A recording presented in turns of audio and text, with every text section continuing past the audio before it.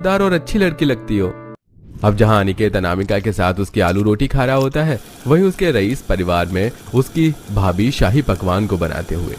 ओह God, मुझे office के लिए लेट हो रहा है। ये नौकर भी नहीं आया आज, ऊपर से मेरा ये ससुराल, इनको भी हर दिन बस शाही खाना खाना होता है। ये नहीं कि किसी दिन नॉर्मल खाना खा ले।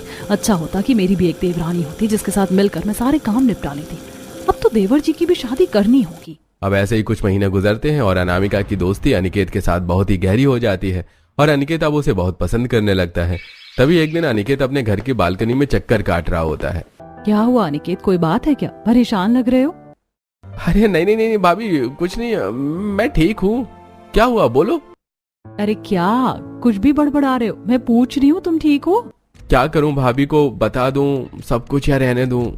बता ही देता हूं। भाभी, वो दरअसल मैं एक लड़की को पसंद करता हूं और उससे शादी करना चाहता हूं, पर वो हमारी तरह अमीर नहीं है। अमीरी गरीबी तो बात की बात है देवर जी, पहले उस लड़की का व्यवहार भी तो देखना होगा कि कैसा है। इसलिए मैं उस लड़की से पर्सनली मिलूंगी। हाँ भाभी, मैं आपको मिलवाने ले चलूंगा। अब जैसे ही कॉलेज खत्म होता है, अनिकेत अपनी भाभी को लेकर अनामिका के घर पहुंचता है, जहां अनामिका अपने माता पिता को मिट्टी के घर में टूटी खाट पर प्लेट में आलू रोटी परोस रही थी। अनामिका जैसी अनिकेत को देखती है, वो उसके पास जाती है और सबसे पहले उसकी भाभी के पैर छूती है। अरे इसकी कोई जरूरत नहीं है, तुम मेरी छोटी बहन की तरह हो। अनिकेत, अचानक तुम यहाँ? मैंने ही अनिकेत से कहा था कि मुझे तुमसे मिलना है। मैं जानना चाहती थी कि जिससे मेरे देवर जी प्यार करते हैं वो लड़की कैसी है, और तुम सच में बहुत सुंदर संस्कारी हो। मुझे अपने लिए एक ऐसी ही देवरानी चाहिए थी।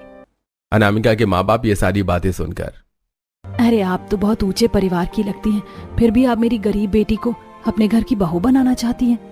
अमीर गरीब क्या है माँ जी, इंसान को इंसान की इज्जत करनी आनी चाहिए, जो आपकी बेटी बखूबी करती है। इसीलिए मेरी देवरानी तो आपकी बेटी ही बनेगी।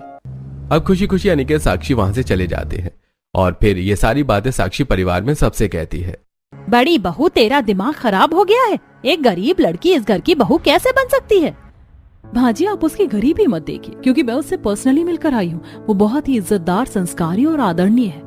उसने जिस तरह से मेरी रिस्पेक्ट की है, वो आप लोगों के साथ भी वैसे ही पेश आएगी। क्या भाभी, ऐसे थोड़ी ना होता है, स्टैंडर्ड भी कोई चीज होती है। हाँ, मुझे वो लड़की अपने घर के लिए ठीक नहीं लग रही है। क्या दिक्कत है माँ? जब बड़ी भाभी कह रही है कि वो लड़की ठीक है, तो आप उनकी बातों का यकीन क्यों नहीं कर रही हैं?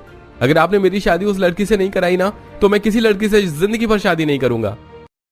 इसी तरह अनिकेत किसी से घर में बात नहीं करता, ना ही ठीक से खाना खाता है और रात रात भर घर से बाहर रहता है। ये सब देखकर जानकी अब घबरा जाती है। तभी एक दिन, ठीक है बेटा, मैं तैयार हूँ तेरी शादी तेरी पसंद की लड़की से करवाने के लिए।